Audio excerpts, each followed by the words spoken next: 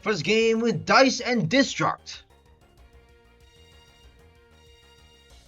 Coin flip. They got a Mega Mewtwo Y coin. And we get to go first though. Oh yeah. With Geodude inactive. And Heavy Baton in our hand.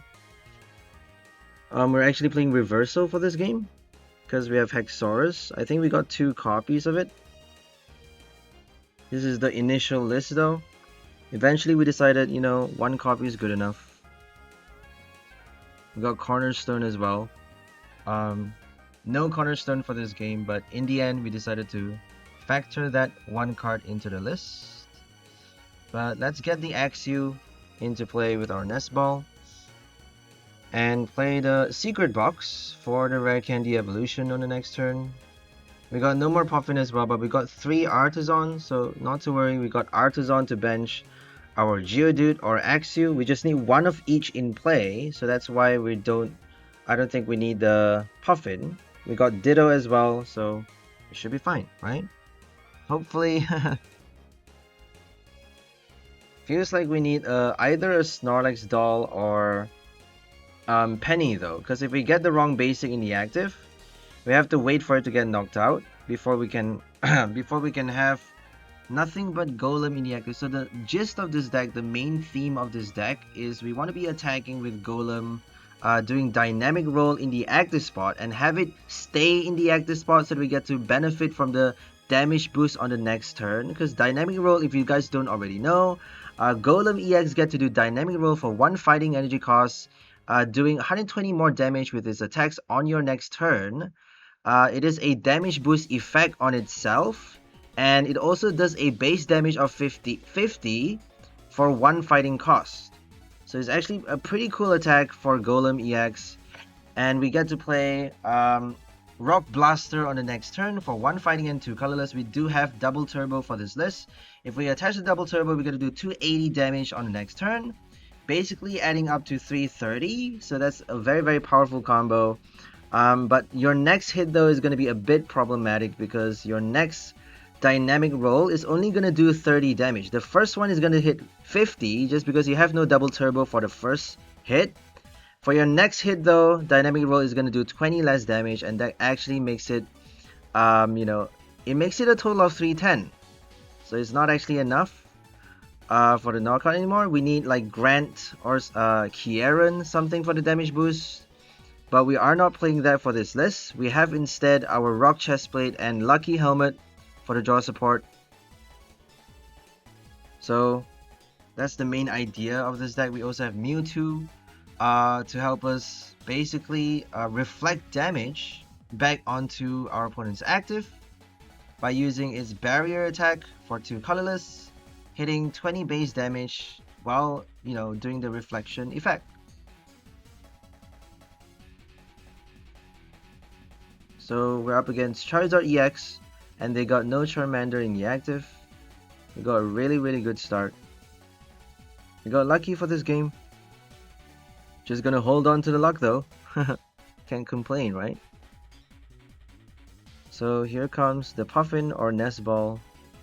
They're gonna bench the Charmander now. Pidgeotto. We got the chestplate already attached.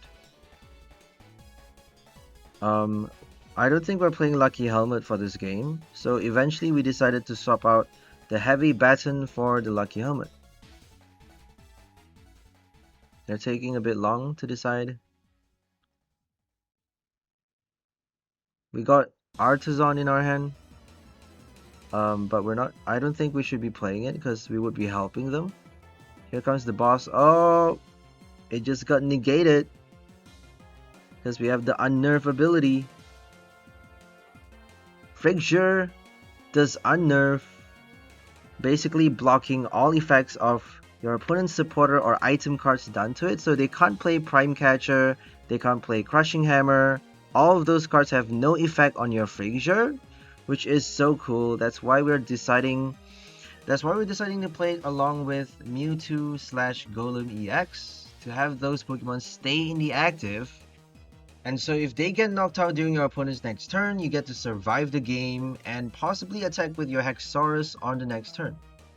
Right? Haxorus can also do damage. We have only 2 Luminous though, but we do have Cypher Maniac to search for it. We're not playing Chorus's Tenacity anymore because we keep getting clogged with energy. I don't know why. If you play that card, they would not stop giving you stadiums and energies. You could maybe do just one copy, but I actually tried one copy and it didn't work well, so now we have Trekking Shoes though. We have 2 Trekking Shoes with 1 PokéStop to dig for the Rare Candy early game. We are playing the Secret Box for our Ace pack, so that's gonna help us dig for the right supporters, help us get the Rare Candy a lot faster. I feel like the Graveler can be swapped out for a 3rd Golem. I think that's the better route here, because we don't want to be evolving stage by stage though, right? We want to be benching the Geodude as late as we can, and then Rare Candy evolve at the last minute, because that allows us to have it stay in the active spot to benefit from Dynamic Roll's effect until we play Rock Blaster, and then, you know, prepare the next one before it gets knocked out. So we should definitely replace that one Graveler for another Golem EX. But anyways, here comes our second dynamic roll for the KO on Pidgeot. Got our 2nd and 3rd prize. Apparently they're pretty late to get the Charizard. I don't know what we're trying to get here. I think we're trying to dig for the energy, because we're being stuck without the energy. We need to play Rock Blaster, but we didn't get the energy. So we got an Earthen Vessel and an Energy Lotto now. For this game though, we had an Energy Search and only 12 energy if I'm not mistaken. Now we got 13 energies. So not to worry guys, we have 3 double turbo as well. I think we only have 1 or 2 double turbo for this game.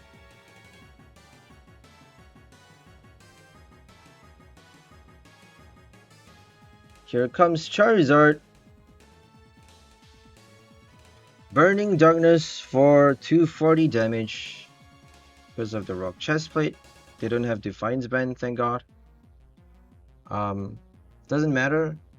I don't think the Rock Chestplate matters for this game, because they're not playing Dusclops. If they have the Dusclops, then the Chestplate would be useful, right? Because the Dusclops means they have 5 extra damage counter and 30 more damage. That would be 80 more damage. And we would have 10 HP remaining, right? Unless if they play Defiance Band along with it, then it would be terrible. If you have 2 prize remaining, sorry, if you have 4 prize remaining, and then they play the Dusclops, the Chestplate is going to work a lot better.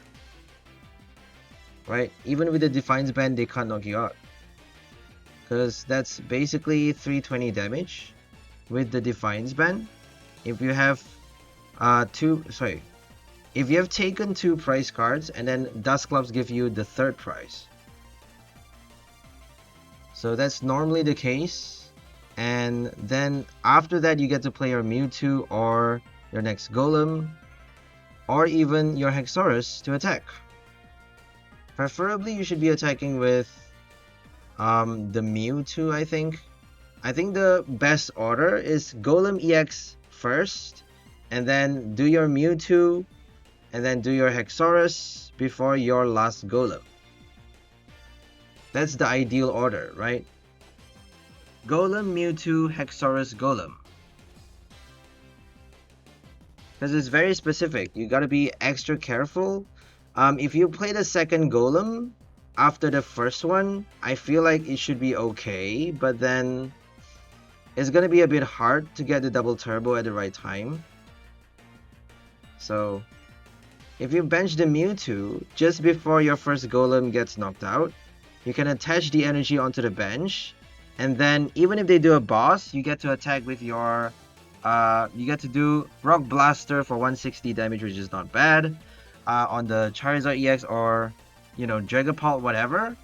And then re-bench the Mewtwo with a Night Stretcher, or even bench your next Golem, right? Prepare your next Golem by, using Artazon for the Geodude and then playing Rare Candy on the next turn, preparing your Rare Candy with your Arven, Jacq, or your Cypher Maniac. Got one Cypher Maniac now with 2 Trekking Shoes to basically get whatever we want, right? If we have both in our hand, that is. If we don't have the Trekking Shoes, just the Cypher, we gotta wait 1 turn though. Which is still fine if you play it at the right time.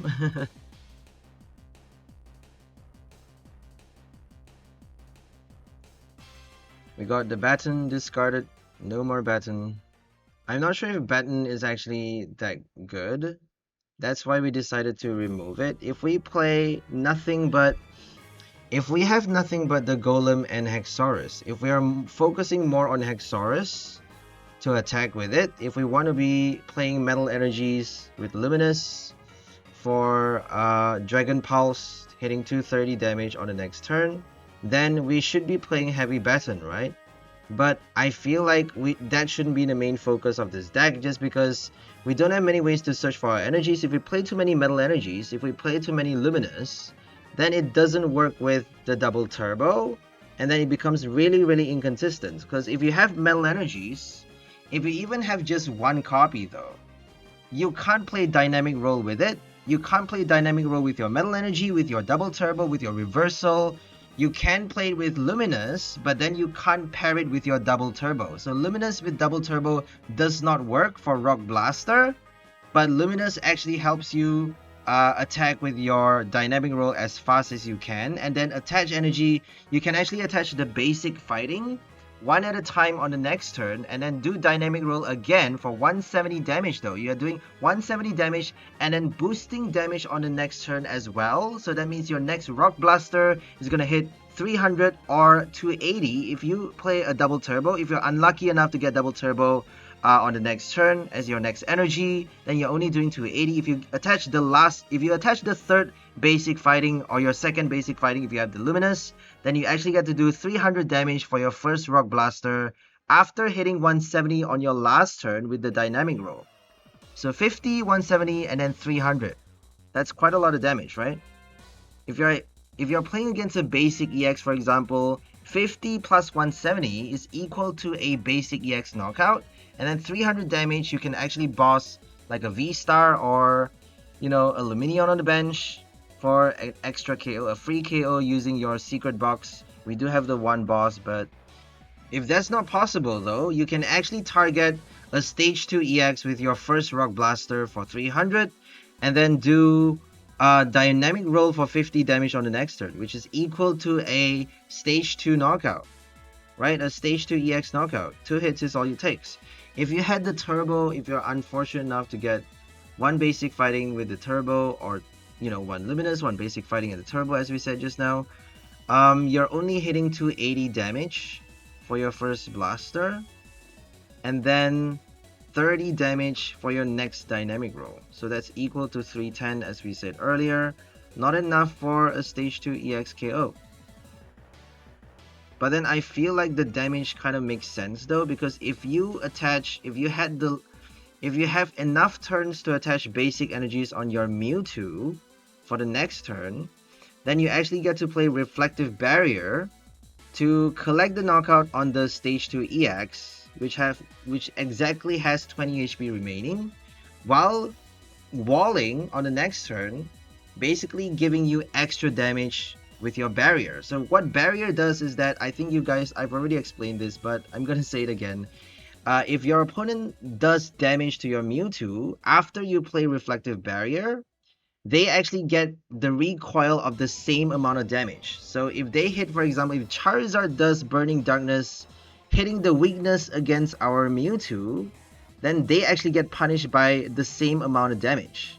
In damage counters though. So we are placing damage counters equal to the same amount of damage done to our Mewtwo on our opponent's last turn. So it's a really, really powerful effect. The only problem, which is actually solved by Fraxure in this deck list, is solved by this new Pokemon with the Unnerve ability, which actually blocks not just Boss's Order, it blocks Prime Catcher, Counter Catcher, all the catchers you want. And that actually helps Mewtwo stay in the active spot for it to activate the barrier effect. So here it comes though. Here comes the Rare Candy for the Zard. And Burning Darkness for a reverse KO. A double KO more like. Giving us the last prize with our barrier spell. Baby Mewtwo. Don't underestimate Baby Mewtwo. Mega Mewtwo. Wait, don't they have the Mewtwo coin? Why do they have the Mewtwo coin though? Shouldn't we be playing the Mewtwo coin? I think we have a Dragon coin. A Dragon Ball coin. Right? For Haxorus. There we go. Burning Darkness. Are they gonna do it? Are they gonna play Pidgeot to attack? Okay, they did it! 660 damage from the weakness. And they did recoil 660 to themselves. We got the last prize by doing a knockout on the Charizard with damage counters from the barrier. Oh yeah! We won against Charizard! I mean, they don't have a Dusknoir, but still. A win's a win! Yeah!